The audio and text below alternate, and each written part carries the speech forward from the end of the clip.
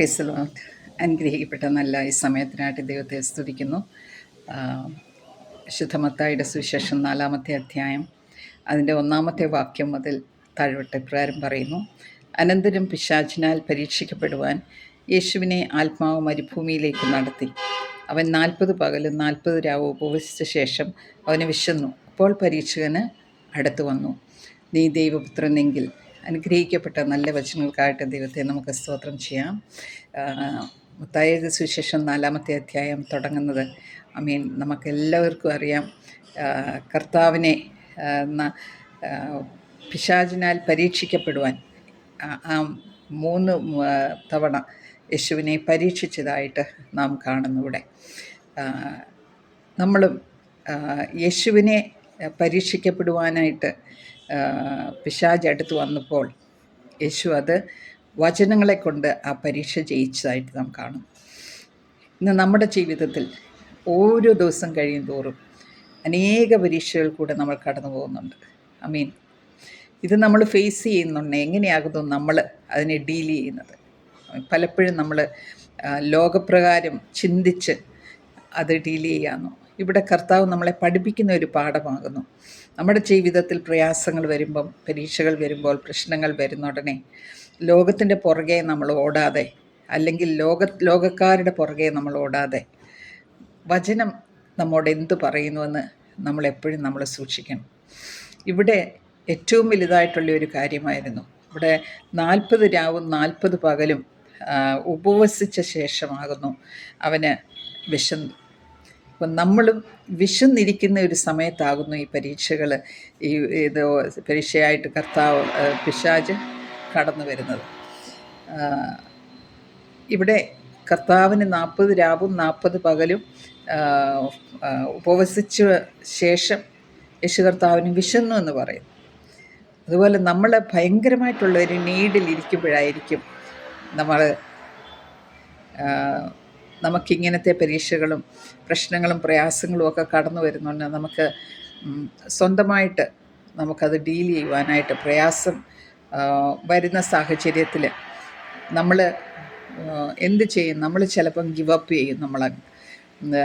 നമ്മൾ ലോകം തരുന്നതായിട്ടുള്ള ആ ഒരു ആശ്വാസത്തിൻ്റെ പുറകെ, ആ ഒരു വിടുതലിന് പുറകെ, ആ ഒരു വിശപ്പിന് പുറകെ നമ്മൾ പോയി നമ്മളതങ്ങ് സോൾവ് ചെയ്യുമായിരിക്കാം.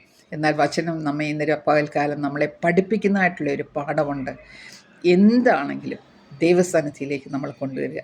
ചെറുതാണെങ്കിലും വലുതാണെങ്കിലും, അല്ലെങ്കിൽ കഷ്ടമാണെങ്കിലും ദുഃഖമാണെങ്കിലും പ്രയാസമാണെങ്കിലും പരീക്ഷകളാണെങ്കിലും പരീക്ഷിക്കപ്പെടുമ്പോഴാണെങ്കിലും എല്ലാം എന്ത് തന്നെ ഒരു ആവശ്യം വന്നാലും നമ്മൾ കർത്താവിൻ്റെ അടുക്കിലേക്ക് നമ്മൾ കടന്നു ചെല്ലണം. വചനത്തിൽ എന്താകുന്നു പറഞ്ഞിരിക്കുന്നതെന്ന് നമ്മൾ ശ്രദ്ധ വെച്ച് കേൾക്കണം. നമ്മുടെ എല്ലാ കാര്യങ്ങളെക്കുറിച്ചും ഈ വചനത്തിൽ നമ്മോട് പറയുന്നുണ്ട് എന്ത് ചെയ്യണമെന്ന്. അപ്പോൾ ആദ്യമായിട്ട് കർത്താവ് പരീക്ഷകൻ അടുത്ത് വന്നപ്പോൾ ചോദിച്ചതായിട്ടുള്ള ചോദ്യം, നീ ദൈവപുത്രനെങ്കിൽ കല്ല് അപ്പമായി തീരുവാൻ കൽപ്പിക്കുക എന്ന് പറഞ്ഞു. അതിനവൻ, മനുഷ്യൻ അപ്പം കൊണ്ട് മാത്രമല്ല ദൈവത്തിൻ്റെ വായിൽ കൂടി വരുന്ന വചനം കൊണ്ടും ജീവിക്കുന്നു എന്ന് എഴുതിയിരിക്കുന്നു എന്ന് ഉത്തരം പറഞ്ഞു. നീ ദൈവപുത്രൻ എങ്കിൽ ഈ കല്ല് അപ്പമായി തീരുവാൻ കൽപ്പിക്കാം. ഹല്ലേലൂയ. അതിന് കർത്താവ് പിശാച് പരീക്ഷിച്ചപ്പോൾ കർത്താവ് പറഞ്ഞത്, മനുഷ്യൻ അപ്പം കൊണ്ട് മാത്രമല്ല ദൈവത്തിൻ്റെ വായിൽ നിന്ന് വരുന്ന സകല വചനം കൊണ്ടും ജീവിക്കുന്നു. അപ്പോൾ വചനം നമ്മുടെ ജീവിതത്തിൽ ഏറ്റവും ആദ്യം നമുക്ക് വേണ്ടത് ദൈവത്തിൻ്റെ വചനമാകും. ഈ വചനം ജഡമായി ആകുന്നു ലോകത്തിലേക്ക് കടന്നു വന്നത്. വചനം ജീവനുള്ളതാകുന്നു, ചൈതന്യമുള്ളതാകുന്നു. ഈ വചനത്തിൻ്റെ അകത്ത് വചനത്തിനെതിരെ പിശാചിന് നിൽക്കുവാനായിട്ട് സാധിക്കത്തില്ല. നമ്മൾ വേറെ ഏത് കാര്യമെടുത്ത് പിശാചിനോട് എതിർത്ത് നിൽക്കാൻ നോക്കിയാലും ഒരുപക്ഷെ അവൻ ജയിച്ചെന്ന് വരും. പക്ഷെ വചനത്തിന് മുമ്പിൽ തീർച്ചയായിട്ടും അവൻ കീഴടങ്ങും. അവന് നിൽക്കുവാനായിട്ട് സാധിക്കത്തില്ല.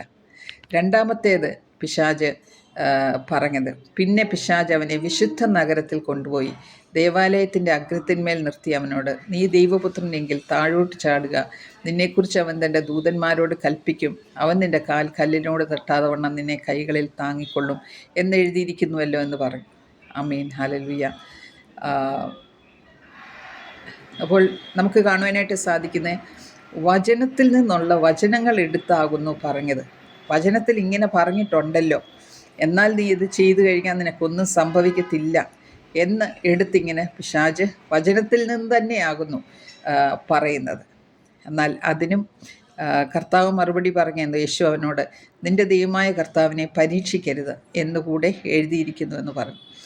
നമ്മുടെ ജീവിതത്തിലും വചനത്തിൽ പല കാര്യങ്ങൾ എഴുതിയിട്ടുണ്ടെങ്കിലും ഹല്ലേലൂയ, വചനം നമ്മൾ ഏറ്റെടുക്കണം തീർച്ചയായിട്ടും. പക്ഷേ അത് ഉപയോഗിക്കേണ്ട രീതിയിൽ നമ്മൾ തക്ക സമയത്ത് ഉപയോഗിക്കണം. എല്ലായിടത്തും ചേരാത്തടത്ത് പോയി ആ വചനം പറഞ്ഞ് അത് ആക്കാതെ നമ്മൾ വേണ്ടിയ സമയത്ത് തീർച്ചയായിട്ടും നമ്മൾ വചനം എടുത്ത് ഉപയോഗിച്ച് പിശാചിനെ വചനത്തിന് മുമ്പിൽ അവൻ വിറയ്ക്കും, അവന് നിൽക്കാനായിട്ട് സാധിക്കത്തില്ല. മൂന്നാമത്തേത്, പിന്നെ പിശാച് അവനെ ഏറ്റവും ഉയർന്നൊരു മലമേൽ കൂട്ടിക്കൊണ്ടുപോയി ലോകത്തിലുള്ള സകല രാജ്യങ്ങളും അവൻ്റെ മഹത്വത്തെ കാണിച്ചു. വീണെന്നെ നമസ്കരിച്ചാൽ ഇതൊക്കെ നിനക്ക് തരാമെന്ന് അവനോട് പറഞ്ഞു. യേശു അവനോട്, സാത്താനെ, എന്നെ വിട്ടുപോകും, നിൻ്റെ ദൈവമായ കർത്താവിനെ നമസ്കരിച്ച് അവനെ മാത്രമേ ആരാധിക്കാവൂ എന്ന് എഴുതിയിരിക്കുന്നുവല്ലോ എന്ന് പറഞ്ഞു. അപ്പോൾ പിശാച് അവനെ വിട്ടുപോയി ദൂതന്മാർ അടുക്കൽ വന്നവനെ ശുശ്രൂഷിച്ചു. അപ്പോൾ പിന്നെയും രണ്ടാമത്തേതും ഒത്തില്ല, മൂന്നാമത്തേത് പിന്നെ അവനെ കൂട്ടിക്കൊണ്ടുപോയി ലോകത്തിൻ്റെ മഹത്വത്തെ കാണിച്ചിട്ട് ഇതെല്ലാം എൻ്റേതാകുന്നുവെന്ന് പിശാച് പറഞ്ഞു, കള്ളം പറഞ്ഞു. നീ എന്നെ ഒന്ന് നമസ്കരിച്ചാൽ മതി. അപ്പോൾ ഇന്ന് നമ്മുടെ ജീവിതത്തിലും ഹല്ലേലൂയ, നമ്മളെ തെറ്റിച്ചു കൊണ്ടുപോകുന്നതായിട്ടുള്ള സാഹചര്യങ്ങളുണ്ട്. പിശാച് വന്ന് നമ്മളെ തെറ്റിച്ചു കൊണ്ടുപോകും. തെറ്റായിട്ട് വചനം തന്നെ പറഞ്ഞുകൊണ്ട് നമ്മളെ തെറ്റായിട്ട രീതിയിൽ മുമ്പോട്ട് കൊണ്ടുപോകാനായിട്ട് നോക്കും. എന്നാൽ അവിടെയും നമ്മൾ വചനം വെച്ച് പിശാചിനെ ജയിക്കണം.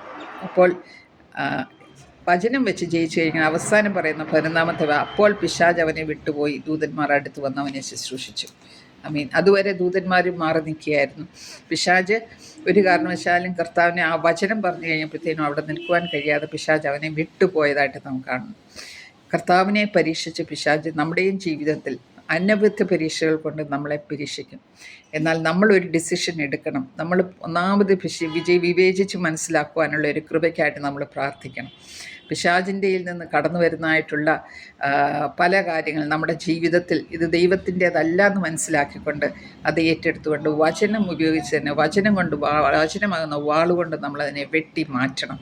നമ്മുടെ ജീവിതത്തിൽ അങ്ങനെ മാത്രമേ നമുക്ക് മുമ്പോട്ട് പോകാനായിട്ട് സാധിക്കത്തുള്ളൂ. കർത്താവിന് നമ്മളോട് കർത്താവിൻ്റെ ജീവിതത്തിൽ സംഭവിച്ചതായിട്ടുള്ള കാര്യങ്ങൾ പറഞ്ഞ് നമ്മുടെയും ജീവിതത്തിൽ ഇത് തന്നെ സംഭവിക്കുമെന്ന് പറഞ്ഞുകൊണ്ട് എങ്ങനെ അത് ഡീല് ചെയ്യണം. പിശാചിന് ഈ വചനത്തിന് മുമ്പിൽ ഒരിക്കലും നിൽക്കുവാനായിട്ട് സാധിക്കത്തില്ല. അതുകൊണ്ട് വചനമാകുന്നു വചനം നമ്മുടെ കാലിന് ദീപവും പാതയ്ക്ക് പ്രകാശവുമാകുന്നു. വചനം നമ്മെ എല്ലാത്തിൽ നിന്നും നമ്മളെ വിടുവിക്കുന്നു. അതുകൊണ്ട് നമ്മുടെ ജീവിതത്തിൽ നമ്മുടെ ഹൃദയ പട്ടികയിൽ നമുക്ക് വചനം എഴുതിക്കൊണ്ട് മുമ്പോട്ട് ജീവിക്കാം. ഈ വചനങ്ങളാൽ ദൈവം നമ്മെ അനുഗ്രഹിക്കട്ടെ. Praise the Lord.